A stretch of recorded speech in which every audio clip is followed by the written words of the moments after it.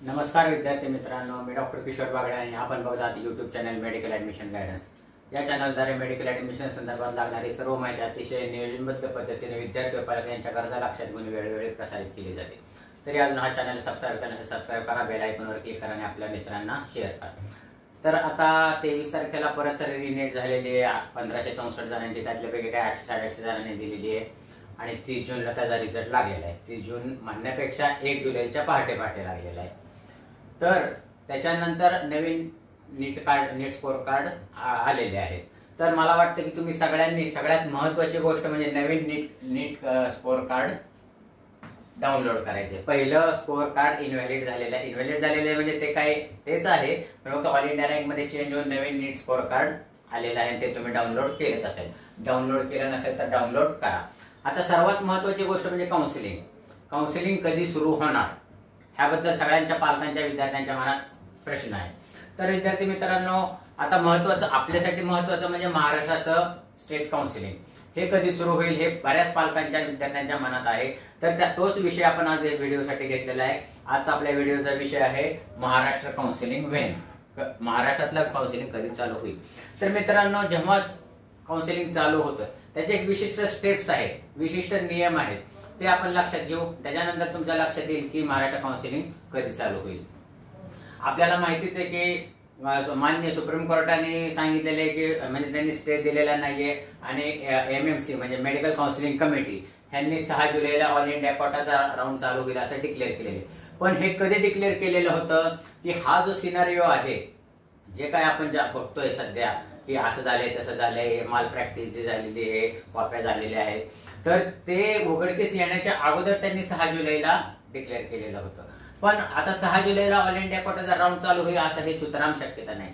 कारण काय, कुठलाही राऊंड चालू व्हायच्या अगोदर 7 ते 8 दिवस पीडब्ल्यूडी म्हणजे पर्सन विथ डिसेबिलिटी ह्यांचं सर्टिफिकेट काढण्यासाठी नोटिफिकेशन येतं आणि त्यांना सर्टिफिकेट काढण्यासाठी 8 दिवसाचा कालावधी दिला जातो। म्हणजे पर्सन विथ डिसेबिलिटी हे सर्टिफिकेट काढण्याचे नोटिफिकेशन 7 ते 8 दिवस अगोदर येतं, ऑल इंडिया काउन्सिलिंगच्या अगोदर। तसं काही नोटिफिकेशन आलेलं नाही, म्हणजे 6 जुलैला ऑल इंडिया कोटाचा राऊंड सुरू होणार नाही, क्लिअर कट झालेलं आहे। मग राऊंड चालू कधी होईल? आज तर आहे 3 तारीख। आता माननीय सर्वोच्च न्यायालय 8 जुलैला आपली सुनावणी घेणार आहे।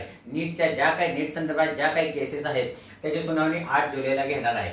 मग 8 जुलैला माननीय सर्वोच्च न्यायालय काय निर्णय देत आहे त्याच्यावर सगळ्या पुढच्या गोष्टी अवलंबून आहेत।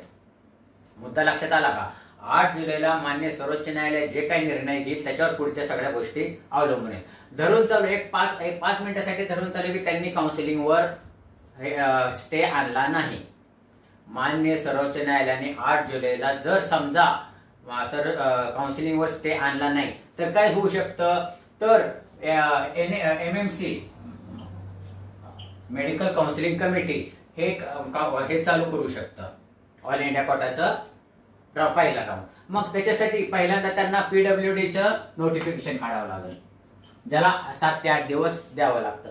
म्हणजे त्यांनी जर 9 किंवा 10 तारखेला पीडब्ल्यूडीचं नोटिफिकेशन काढलं तर साधारणपणे त्याच्यानंतर 8 दिवस म्हणजे 15 ते 16 तारखेला पहिला राऊंड चालू होऊ शकतो ऑल इंडिया कोटाचा। जर समजा त्यांना गडबड असं खूप उशीर झालाय वगैरे तर कमीत कमी 5 दिवस, कारण कसं 9 तारखेला काढलं तर परत 13 आणि 14 शनिवार रविवार येतो। त्याच्यामुळे मला तर वाटतं की ह्या सिनारिओमध्ये 15 किंवा 16 तारखेला ऑल इंडिया कोटाचा पहिला राऊंड चालू होऊ शकतो।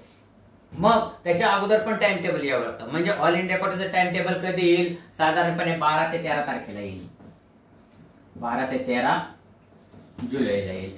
मग 15 ते 16 तारखेला जर ऑल इंडिया कोटाचा पहिला राऊंड सुरू झाला तर ह्याच्यानंतर 5 किंवा 10 दिवसांनी आपल्या स्टेटचा महाराष्ट्राचा काउन्सिलिंग राऊंड चालू होतो।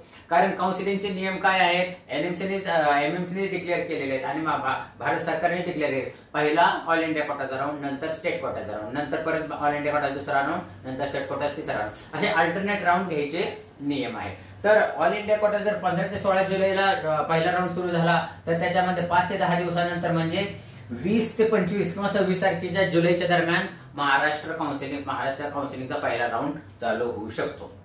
अलग लक्षात, 20 ते 25 किंवा 26 जुलै म्हणजे जुलैच्या अखेरीस आपल्याला महाराष्ट्र काउन्सिलिंगचा पहिला राऊंड चालू होऊ शकतो। त्याच्या अगोदर आपल्याला महाराष्ट्रामध्ये जे काही पर्सन विथ डिसेबिलिटी आहेत, विद्यार्थी आहेत, त्यांनी त्यांचं सर्टिफिकेट काढून घ्यायचं. त्यांनी त्यांचं सरकारी दवाखान्यातलं सर्टिफिकेट घ्यायचं, आपलं नीट स्कोर कार्ड घ्यायचं आणि ऍडमिट कार्ड घ्यायचं आणि आधार कार्ड घ्यायचं आणि जे हॉस्पिटलला जायचं. हे सगळं घेऊन ते त्यांना ते हे देतील, सर्टिफिकेट दिली, हा विद्यार्थी एलिजिबल आहे का नाही, मग त्याच्यानंतर त्यांना काउन्सिलिंग मध्ये भाग घेता येईल.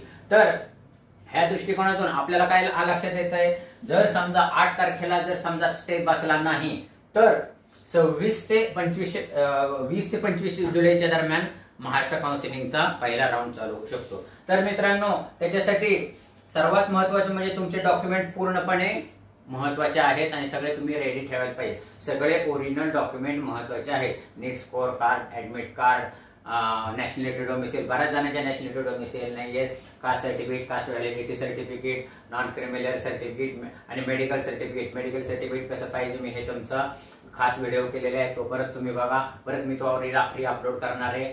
परत ईडब्ल्यूएस सर्टिफिकेट बद्दल पण महत्वाचं आहे. ईडब्ल्यूएस सर्टिफिकेट पण महत्वाचं आहे. स्टेट्स आणि सेंट्रलचं वेगळं असतं. तर मित्रांनो, स्टेट्स अपलोड करा, सेंट्रलचं अपलोड करू नका. त्याचप्रमाणे एससीबीसी स्टुडंटला आता नवीन JR काढलेला आहे की जेणेकरून कास्ट सर्टिफिकेट, कास्ट व्हॅलिडिटी आणि नॉन क्रिमिनल लागतंय त्यांना. तर त्याच्यासाठी पण तुम्ही तहसील कार्यालयात जाऊन सविस्तर हे करा, अर्ज द्या आणि ते सर्टिफिकेट काढून घ्या. तर आज आहे 3 तारीख आणि साधारणपणे महाराष्ट्र स्टेटचा काउन्सिलिंगचा राऊंड 20 तारखेला चालू होतो, 20 किंवा 25 जुलैच्या दरम्यान. म्हणजे तुमच्याकडे अजून 20 ते 25 दिवस आहेत. ह्या कालावधी 20 ते 25 दिवस, ह्या कालावधीमध्ये तुम्हाला तुमचे डॉक्युमेंट्स रेडी करणं खूप महत्वाचं आहे. बऱ्याच जणांकडे ACC सर्टिफिकेट नाहीये, एकतर हरवलेलं असतं किंवा शाळेतून आणलेलं नसतं, तर ते शाळेतून आणून घ्या. त्याचप्रमाणे नॉन क्रिमिनल बद्दल पण बऱ्याच जणांच्या अडचणी आहेत, त्या पण क्लिअर करा. त्याचप्रमाणे आधार कार्ड आणि लिव्हिंग सर्टिफिकेट किंवा आधार कार्ड आणि कास्ट सर्टिफिकेट ह्याच्यामध्ये स्पेलिंग मिस्टेक आहे तर त्याचा अफिडेविट करून घ्या, गॅप सर्टिफिकेट काढून घ्या. तर तुमचे जे काही तुमचे डॉक्युमेंट बद्दल त्रुटी आहेत ह्या 15 दिवसामध्ये दुरुस्त करून घ्या. आणि जर माननीय सर्वोच्च न्यायालयाने 8 जुलैला जर समजा ह्याच्यावर स्टे दिला नाही तर आपलं महाराष्ट्र काउन्सिलिंग 20 ते 25 जुलैच्या दरम्यान चालू होऊ शकतं. ह्याच गोष्ट सांगण्यासाठी मी आज तुमच्याकडे आलो होतो. ही माहिती तुम्हाला लक्षात आलीच असेल. लक्षात आली नसेल तर परत बघा, आपल्या मित्रांना शेअर करा. या व अशाच माहितीपूर्ण व्हिडिओसाठी या चॅनलला सबस्क्राईब करा, बेल आयकॉनवर क्लिक करा आणि आपल्या मित्रांना शेअर करा. एवढं बोलून आजचा व्हिडिओ थांबवतो. जय हिंद, जय महाराष्ट्र.